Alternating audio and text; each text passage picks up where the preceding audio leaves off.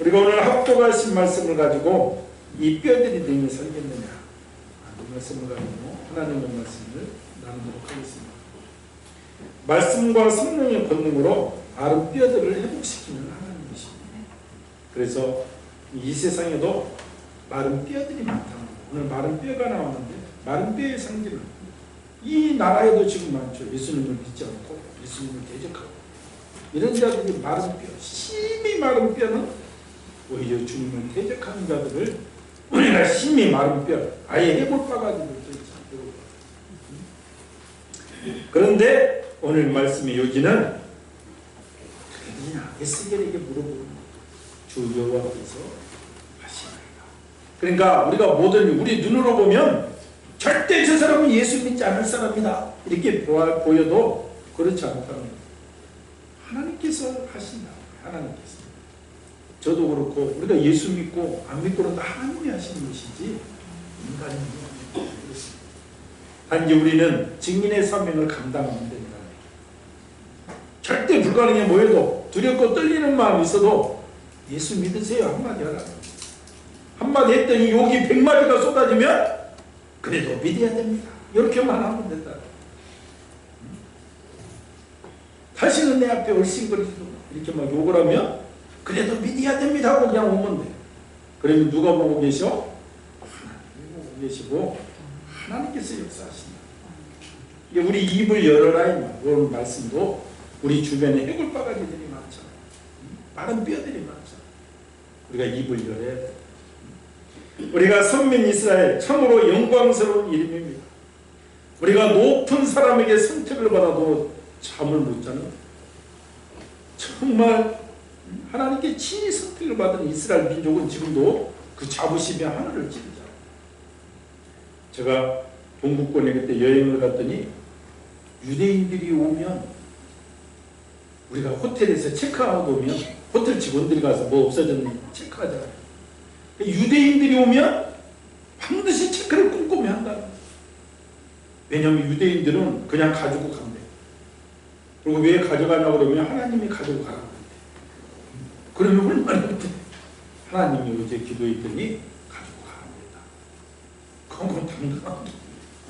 그래서 유대인들 체크를 한다고 동부 크로아티아나 이런 데 갔을 때 이전에 한 20여 년 전에 그 말을 하더라고요. 지금 기억이 있습니다. 그러니까 가장 작은 민족이라 하나님께서 이스라엘 민족을 선택했는데 그 선택의 자부심은 그래서 많은 민족들로부터 욕도 먹잖아요. 너기만 살아.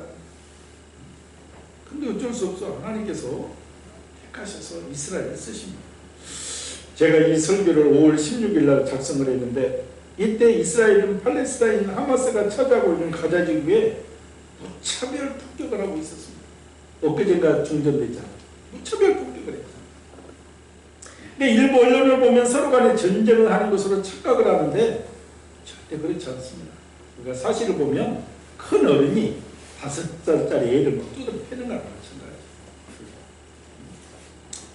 그러니까 이번 사태의 원인은 이스라엘이 예루살렘 동부 세이크자라에 있는 팔레스타인 정착촌에 살고 있는 사람들을 쫓아내다가 말을 안 들으니까 경찰들이 좀 군봉도 치고 좀 세게 쫓아내는데 요즘 휴대폰 전화가 있으니까 이스라엘 경찰이 세게 쫓아내는 장면을 SNS에 올리는 거죠. 그것을 가자지구 하마스 무장정파 이 사람들이 보고 이스라엘 향해서 로켓포를 씁니다.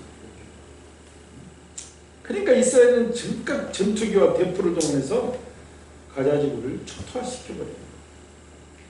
가자지구가 서울의 절반 정도입니다. 그런데 최대 동시에 전투기 160대를 동원해서 공격을 하는데 그 있는 사람들의 공포는 미리 말할 수가 없어요.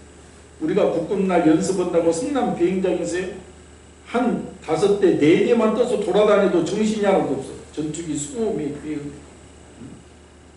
실제 폭격을 안 해도 서울에 지금 10대만 돌아다니면서 좌우로 막 전투기들이 다니까 정신이 하나도 없다.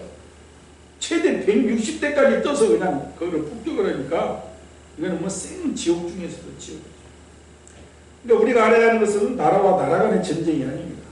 아까도 얘기했듯이 어린이 아이들 때리는 것과 마찬가지입니다. 가자지구는 거대한 감옥입니다. 반경을 전부 바닷가까지 8m의 콘크리트로 다 둘러싸서 땅속까지 움직이도 못하게 그냥 가자지 그 감옥에 감옥. 그리고 철두철미하게 통장. 그러니까 로켓포로 쏘는 것은 90 로켓포, 90 로켓포. 그러면 이스라엘은 아이들 도움을 개발해서 그걸로 거짓말 90%를 격추시키다. 이제 많은 또 우리나라 사람들은 이렇게도 얘기해. 야, 우리도 방공망을 이스라엘 아이언 돔처럼 해가지고 북한에서 내려오는 거 다 막아내면 되겠는데 차원이 그런 차원이 아니야. 이건 90 로켓포고 북한에서 쏘는 장사격포는 음속이 20배가 빨라서 이렇게 잡을 수도 없는. 그 지식들이 있어야 그래야. 근데 좀 엉뚱하게 그런 말을 하시는 분들도 있다. 우리는 북한이 쏘면 거기를 대응하고 막아오는데 서로 간에 피해가 발생한다. 근데 문제는 예수님 입장에서 보면 어디에 서야 될 겁니까? 팔레스타인 쪽은 예수님 입장에서 보면 핍박받은 불쌍한 이웃이죠. 2000년 동안 그 땅에 살아오고 2000년 유대인들이 시오니즘을 표방하면서 2차 대전 이후에 막 돌아올 때 팔레스타인 사람들은 마음이 좋아서 그래 같이 살자 이렇게 얘기한 거예요. 근데 한두 명 더 들어오더니 이제 야, 2000년 전에 우리 땅이었어. 그 그냥 입장이 바뀌어버린 거잖아. 입장. 예수님 입장에서 보면 이스라엘 민족은 이게 친히 선택을 하는 받아들여. 주인을 모르는 오히려 예수님을 죽인 사람들입니다. 그러니까 예수님 입장에서 보면 사실은 둘 다 회개하고 돌아와야 될 존재입니다. 팔레스타인이나 유대인이나. 우리가 성경에도 마지막 유대인들이 돌아올 때 주님이 재림하신다는 그게 있죠. 그러니까 둘 다. 다만 오늘 본문의 밑에 보면 이스라엘 백성들, 우리가 정통 유대인들 4월 30일에도 메론산에서 라그 바오메르를 추도하기 위해서 거기 뉴욕타임에 보면 10만 명이 모여서 예배를 드리잖아요. 뜨겁게 예배드립니다. 막 어깨에 손을 내고 막 광란적으로 예배드리잖아요. 이번 그 16일 날도 정말 또 모여서 그들이 예배드리다가 무너져가지고 2명이 죽었고 4월 30일 날은 그 45명인가 죽었잖아요. 완전히 압살을 좀. 코로나가 한참일 때도 그 랍비 한 유명한 사람이 죽으니까 마스크도 안 쓰고 막 그 사람들이 모여있잖아요. 그 유대인들 입장에서는 지금 뭐예요? 하나님을 예배하는 일에 코로나가 뭐 필요 없다. 최선을 다하는 거 최선. 그래서 그들의 삶을 보면 돼요.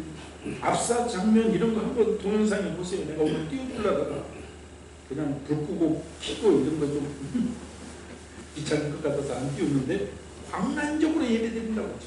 정통 유대인. 무엇도 필요 없어. 하나님께 예배하는 게 최우선이에요. 이들의 눈에는 아직 영적 비늘이 벗어지지 못해서 예수님을 알지는 못하지만 그들의 역사에 처참한 오늘 본문과 같은 현상을 다시는 결정하겠다. 이유는 그 당시 많은 왕들이 예배를 피하고 우상을 숭배했기에 하나님께서 채찍을 들었기 때문에 그들이 바벨론 포로로 잡혀가서 고생을 했죠. 그래서 지금 그것을 빼앗기지 않겠다. 그래서 정통 유대인들의 예배 모습 보면 실로 무섭습니다. 아무리 코로나고 뭐고 필요 없어. 오직 하나님께 집중하라. 하나님. 단지 우리 입장에서 보면 예수님만 알지 못하는 거죠. 다시 그들은 지금 오실 예수님을 기다리고 있는 거예요. 오늘 하나님은 에스겔 선지자에게 이 뼈들이 능히 살겠느냐 이렇게 물어보십니다. 오늘 본문 에스겔에서는 많은 목사님들이 설교를 하는 본문입니다. 사실 성경 전체적으로 보면 에스겔서가 상당한 분량을 차지하고 있음에도 거의 설교를 하지 않습니다. 설교할 만한 것이 별로 없어. 다른 이사야나 예레미야나 이런 게.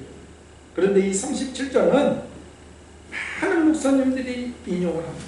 이유는 바로 우리들 심령을 비유하는데 적절하기 때문입니다. 마른 뼈, 골짜기 즉 살아있으나 죽은 자들이 많이 있기 때문에 즉 하나님을 알기보다는 이방 백성들과 하나님을 믿는다면서도 마른 뼈와 같은 심령들이 많이 있기 때문에 그렇습니다. 남한국 유다는 바벨론이 세 차례 침입을 합니다. 맨 처음에는 BC 605년이며 그때는 쳐들어와서 그 똑똑한 사람들을 다 잡아가는 거예요. 그래서 그때 잡아간 사람들이 다니엘과 세 친구 젊은이들을 다 잡아가지고 그러면서 여호와 김왕을 세우고 너 우리 잘 섬겨라 이렇게 지시를 내리고 가는데 여호와 김왕이 몇 년 잘 섬기다가 눈치를 보여. 바벨론에 필제가 만한 나라가 누가 애굽이 있잖아. 뒷거리를 하는 거죠. 애굽아 우리를 좀 도와줘라. 우리가 저거 한번 해보겠다. 이 사실을 알고 바벨론이 다시 쳐들어와서 박살을 냅니다. 박살을. 그리고 정말 보통으로 좀 잘생긴 사람들은 다 잡아가죠. 좀 부족한 사람들만 이제 그 본토에 놓아주는. 이전의 전쟁들을 보면 침략을 해서 정복을 하면 똑똑한 사람들은 다 잡아갑니다. 보통 사람과 그 이하만 남겨놓는 것이 정책이에요.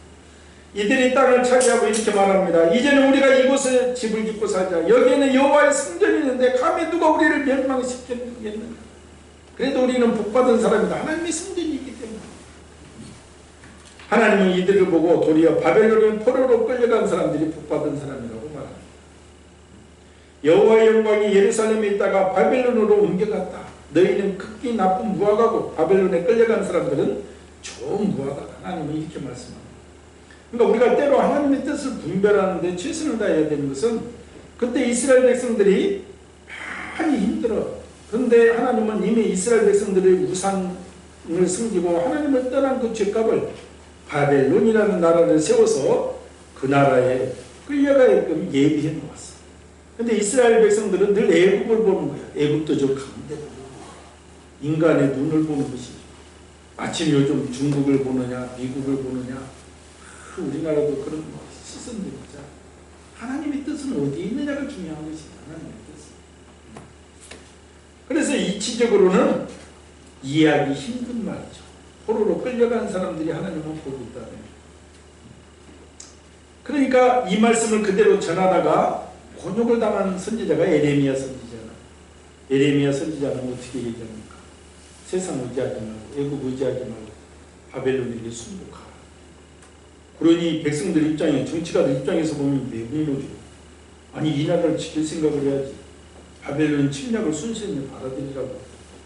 그러니까 에레미야 선지자를 두드려 패고 막 우물 속에 가두고 못 죽여서 한다는 거예요. 그러니까 우리가 하나님의 뜻을 알고 사는 거. 하나님은 주는 뜻이 어디 있는지 이게 중요한 것이죠. 결국 BC 587년 느부갓네살 왕이 3차 침공하여 예루살렘은 완전히 멸망합니다. 예루살렘 성전이 완전히 파괴되고 있습니다. 바벨론의 포로로 끌려간 사람들은 돌아갈 고향이 망해버려 소망이 없어진 것입니다. 그래서 이들이 정말 이제 절망이 이들의 심령을 지배하는 것입니다.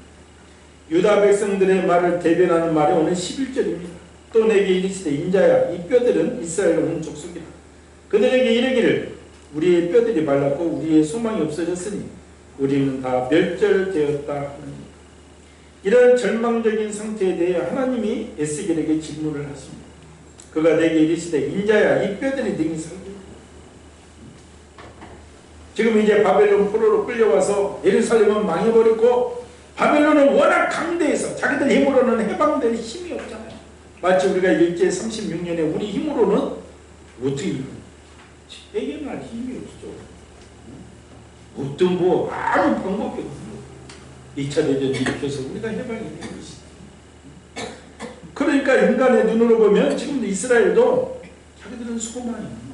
근데 에스겔 선지자가 주 여호와께서 주 여호와여 주께서 하십니다. 에스겔 눈으로 사방을 둘러보아도 절망뿐입니다. 인간의 힘으로는 어찌할 도리가 없습니다. 조강되고 바벨론에서 포로 생활, 노예 생활이 무슨 힘으로 돌아갈 수가 있나. 그러나 에스겔은 이 절망적인 순간에 하나님을 보고 있습니다. 하나님이 하시면 마른 뼈라도 살릴 수 있다.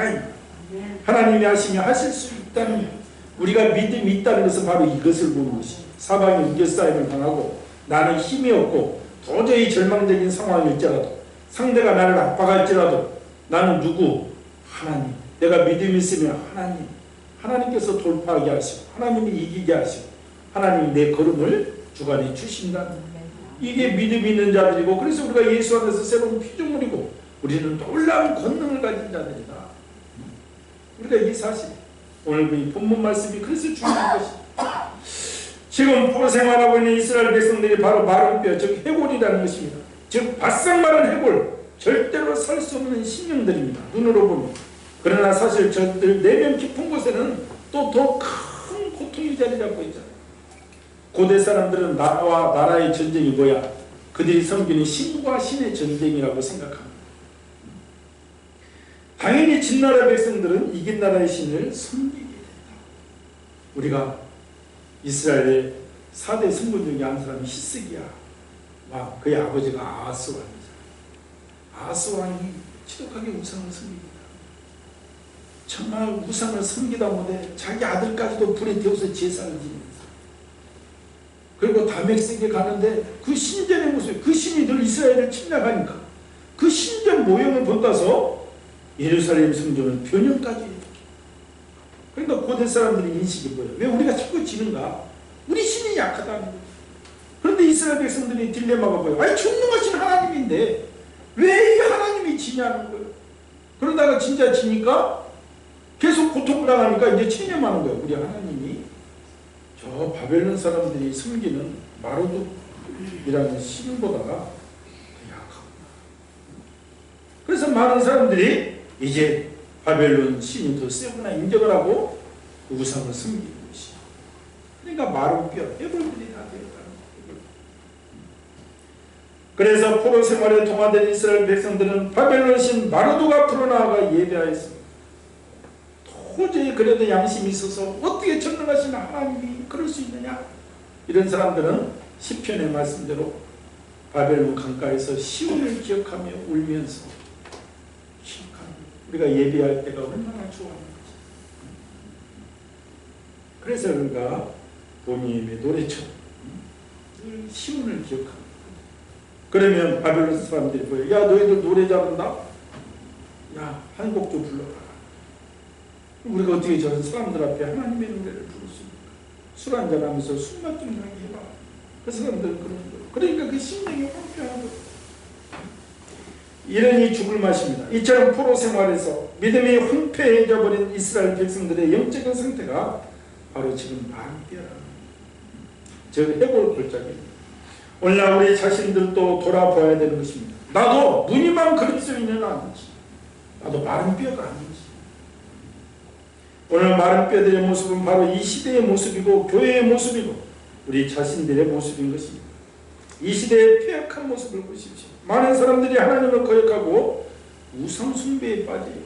공영 매체를 통해서 점쟁이 허담 때 먼저도 보니까 뭐 서장도 물어보살 해가지고 흉내를 내도 목사님 흉내를 내는 것이 아니라 무당 흉내 내면서 그런 표현도 있고 그러잖아요.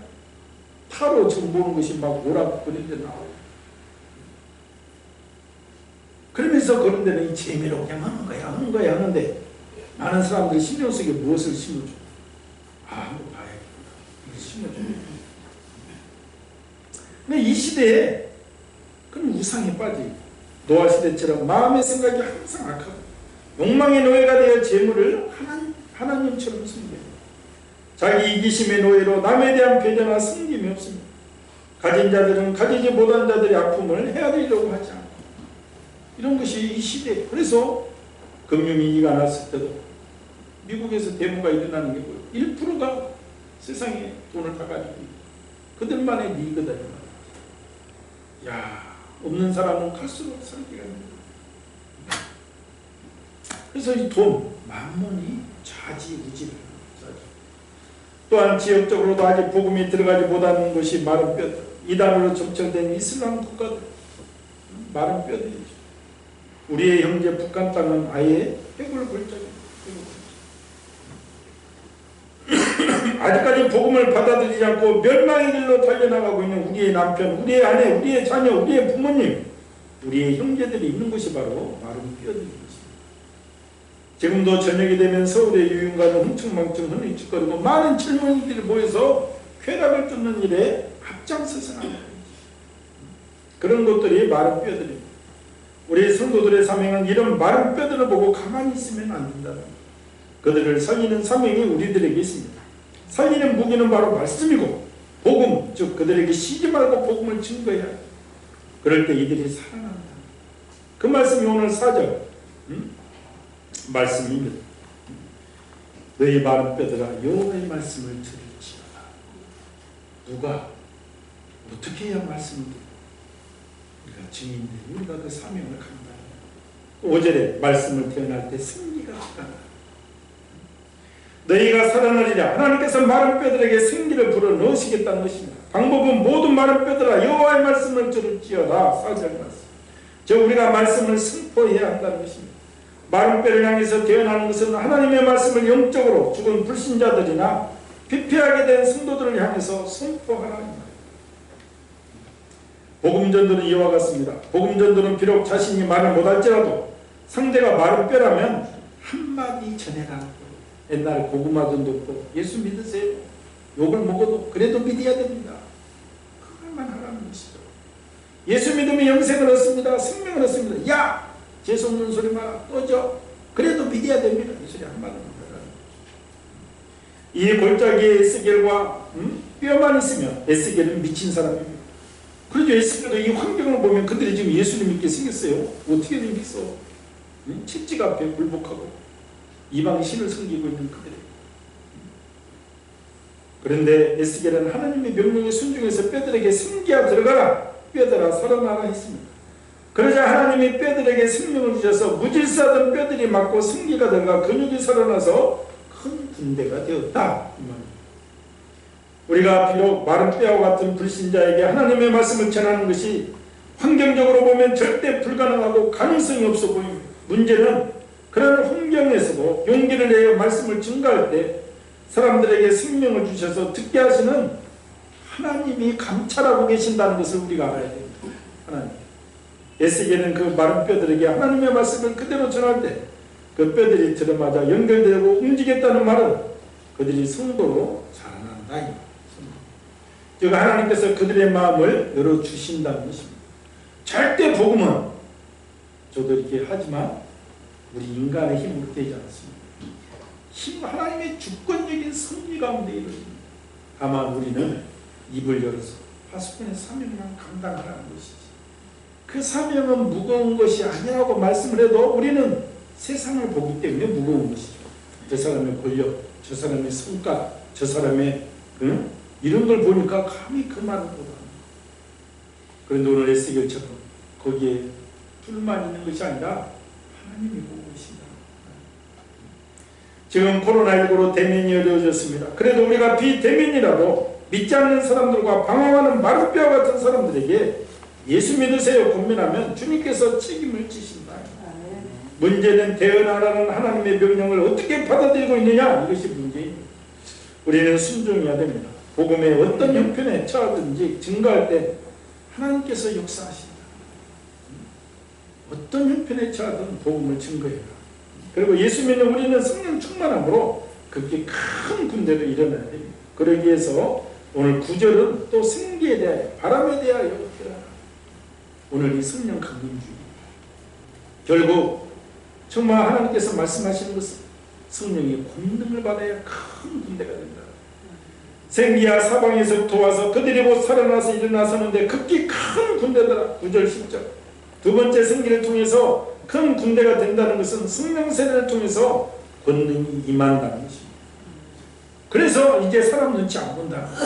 담대히 복음을 증거한다. 히브리서 11장에 믿음이 있는 자들은 더 어떤 죽음도 두려워하지 않고 오히려 더 험한 죽음으로 죽여달라고 합니다. 더 좋은 부활이 있기 때문에.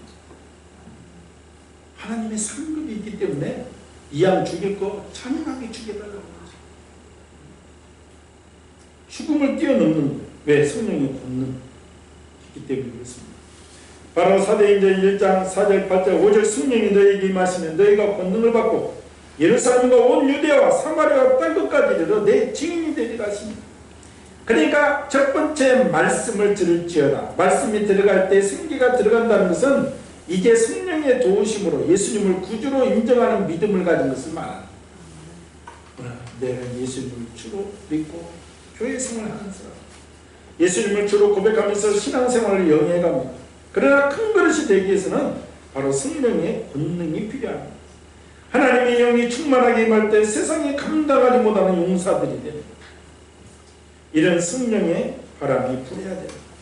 이것을 위해서 우리가 성령 세례를 받아야 되고, 그리고 성령 세례를 받은 사람은 성령 충만, 재충만, 말씀과 기도에 집중하여 하나님의 권능이 임하면 세상 것은 아무것도 아니고 인간은 아무것도 아닌 것이죠. 어떤 어려움도 돌파를 해요. 이 세상 사는 것 자체가 늘 신명막측하고 주님의 은혜에 감사하며 살 수가 있습니다. 그래서 오직 말씀에 집중하고 기도할 때 하나님께서 성령의 충만함을 주셔서 이 세상 어떤 일도 능히 감당케 하실 뿐만 아니라 영혼을 살리는 데 쓰임을 받게 되는 것입니다. 이것이 참된 부흥이다. 저는 한국교회에 다시 부흥을 볼 수 있기를 원합니다. 다시금 1907년 평양 대부흥운동이 일어나야 돼요. 이것은 바로 철저한 회개와 전도운동이 부흥으로 연결된 것입니다. 그 기폭제가 1974년 빌리그레 암 초청 여의도 대성입니다. 매일 100만 명 이상이 모여서 여의도 대성이, 그때는 여의도에 빌딩이고 뭐가 아무것도 없어요. 여의도 순복음교회 하나 있고 벌판이었습니다. 거기에 모여서 한국교회가 기도했어요. 이때는 한국교회가 초교파적으로 연합을 했습니다. 무슨 말이냐, 성령님이 활발하게 활동을 하는 거예요. 이후 한국교회는 비약적으로 발전합니다. 70년, 80년을 통해서 비약적으로 교회가 일어나고 비약적으로 경제가 영혼이 잘 되니까 경제도 일어나요. 이것이 90년대나 2000년대 들어와서 지금 꺾이고 있죠. 이 불씨를 우리가 다시 살려나가야 될 책임이 있습니다. 이유는 우리 주변에 마른 뼈들이 많기 때문입니다. 주변에 가난한 성도들이 많이 있습니다. 믿다가 실족한 사람들도 많이 있습니다. 이제나의 기독교를 데려가는 사람들이 많이 있습니다. 믿지 않는 우리 가족들은 어떻게 할 것이냐? 권면하라, 기도하라. 하나님께서 하신다. 하나님은 우리에게 복음 전하는 사명, 귀한 사명을 주었잖아요. 이건 정말 하나님께서 우리에게 증권대사로 맡기는 거예요. 살아있는 자만 할 수가 있어요. 아무리 위대한 사람도 오늘 숨이 끊어지면 이것은 못합니다. 지금 그러니까 세상적으로 내가 연약하고 부족한 것 같아도 내가 생명이 있고 말을 할 수 있다면 이건 하나님께서 큰 은혜를 주신 것이죠. 하나님의 복음을 우리에게 맡겨주신 것입니다. 우리에게는 영혼전도의 사명이 있습니다. 또한 열방을 향한 사명이 있습니다. 우리가 기도할 때에도 주님 정말 사명을 위해서 기도하신 거예요. 저도 산에 다니다가 다리 관절 수술을 2번이나 했잖아요. 2번째 했을 때는 이게 이렇게 걸어댕길까? 아이고 걱정이 되더라. 그래서 내 발을 붙잡고 제가 기도했잖아요. 하나님 막 지리산설악산 다니게 해주세요. 기도 보면 하나님이 뭐라고 그랬어? 너 그러다가 어쨌든 주여 중앙아시아며 제가 복음을 전해할 것이 얼마나 많습니까? 다리에 근력을 주셔서 정말 어디든 가는 곳마다 복음을 증거하는 진리사명 감당해 주시옵소서. 그랬더니 어쨌든 지금까지 건강한 관절을 주시니 이 제목을 잘 붙여라. 하나님께서 아니 그러잖아. 이 근무할 때도 우리가 성교를 장쪽지만 좀 하겠나이다. 그럴 때 그냥 척척척척 그런 역사를 치는 거죠. 참여해야 돼요. 그래서 우리가 사업을 하시는 분 특별히 하나님 제가 선교할 테니 사업 잘 되게 하여 주시옵소서 기도하시기 바랍니다. 아멘. 제목을 잘 붙여야 돼.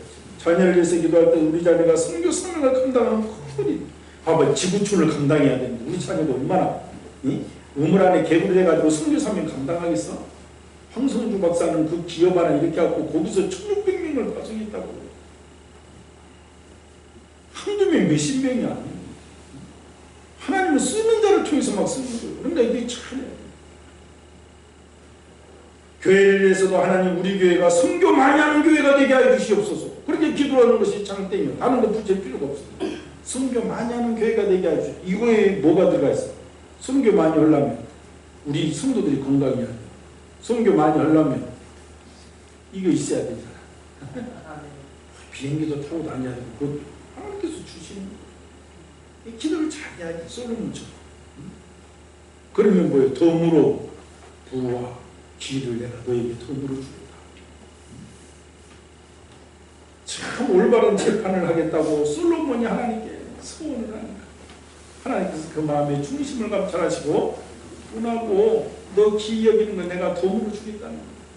그래서 우리 교회를 위해서도 우리 교회가 선교 많이 하는 교회 되게 주시달라고 기도하시고 우리는 세계 선교를 향한 선교 사명을 받았습니다. 이 사명을 감당하기 위해서는 성령의 권능이 임해야 됩니다. 오직 성령이 임하시면 너희가 권능을 받고 예루살렘과 온 유대와 사마리아 땅끝까지 이르러 복음의 증인이 되리라. 이 말을 늘 묵상해야 될 줄 믿습니다. 오늘날 많은 뼈들이 지쳐 늘어져 있습니다. 주님께서는 그 뼈들에게 말씀을 대언하라는 그런데 우리는 그 사명을 감당하지 못합니다. 이유는 현실의 삶에 바쁘기 때문이고 이 말은 세상에 빠져서 사는 것이 됩니다. 또 하나는 감히 용기가 나지 않기 때문에 그 사람의 환경을 보기 때문에 특별히 요즘 코로나19로 교회가 욕을 먹는 시기에는 젖지 철못 버렸다가 욕만 먹지 않은 마음도 있습니다. 이것이 바로 두렵고 떨리는 마음 때문에 사명을 감당하지 못하고 있는 모습들입니다. 그런데 오늘 본문을 통해서 확실히 알아야 할 것이 있습니다. 오늘 본문의 많은 뼈들은 우리 힘으로 소생되는 것이 아닙니다. 하나님은 에스겔 선지자에게 환상을 보여주며 너는 내 말대로 가서 대응만 하라. 다시 말하면 너는 내가 시키는 대로 외치기만 하라는 것입니다. 이 회복은 하나님께서 하나님의 능력으로 이루어 가신다 이걸 얘기합니다. 그러니까 우리가 예수 믿으세요 한번 찔러만 보라는 거예요. 오랜만에 만나면 너 아직도 예수 믿지 않니? 하나님이 기다리신다. 왜냐하면 중심으로 기도하고 나가서 그 말하면 하나님께서 감찰하고 계십니다. 오늘 본문이 자세히 살펴보면 여호와라는 단어가 무려 11번이 등장합니다. 1절에 2번, 16절에 2번, 9절에 1번, 12, 13절 2번, 14절에 2번. 그리고 또 신 또는 생기, 사방이라는 말은 성령을 뜻하는 누아우를 번역한 것인데 이것도 10번이나 등장합니다. 그러니까 이스라엘 회복은 전적으로 하나님께서 이루어가십니다. 아무리 죽은 지 오래된 뼈들이라도 생명의 근원 되시는 하나님께서 역사하시면 회복되고 다시 살아난다 이 말입니다. 우리는 환경을 보고 두렵고 떨리기도 하지만 하나님은 역사의 주관자가 되십니다. 우리가 하나님의 영으로 충만할 때 그 사명을 감당할 수 있다. 오늘 본문의 핵심은 바로 하나님입니다. 우리는 순종해서 말씀을 대언할 때 주님께서 한 영혼을 천하보다도 귀하게 여기시고 그 걸음을 성전으로 인도하십니다. 그리고 성령의 권능을 받아서 큰 그릇, 그렇게 큰 군대로 일어서게 하신다. 지금 환경은 너무도 어렵지만 이 어려운 환경을 주관하고 계시는 분도 우리 하나님이신 걸 알아야 됩니다. 왜 코로나19를 주고 왜 이동을 못하게 하셨는가? 그 뜻을 감찰하고 그렇게 하나님께서 역사하시고 우리는 늘 그럼에도 불구하고 순종하는 믿음이 있어야 됩니다. 주님의 말씀은 절대 불변이고 불변의 진리의 말씀을 가지고 실천할 때 역사의 주관자 하나님께서 놀라운 구원의 역사를 이루어 가실 것입니다. 이런 역사에 쓰임받는 교회와 성도 되기를 예수님의 이름으로 축원드립니다. 오늘 말씀을 생각하면서 나도 무늬만 그리스도인은 아닌지 내가 두렵고 떨리기 때문에 복음을 증거하지 못하고 있는지 내 주변의 마른 뼈들은 얼마나 많은지 이런 마른 뼈들에게 내가 에스겔 선지자처럼 주 여호와께서 하실 수 있나요?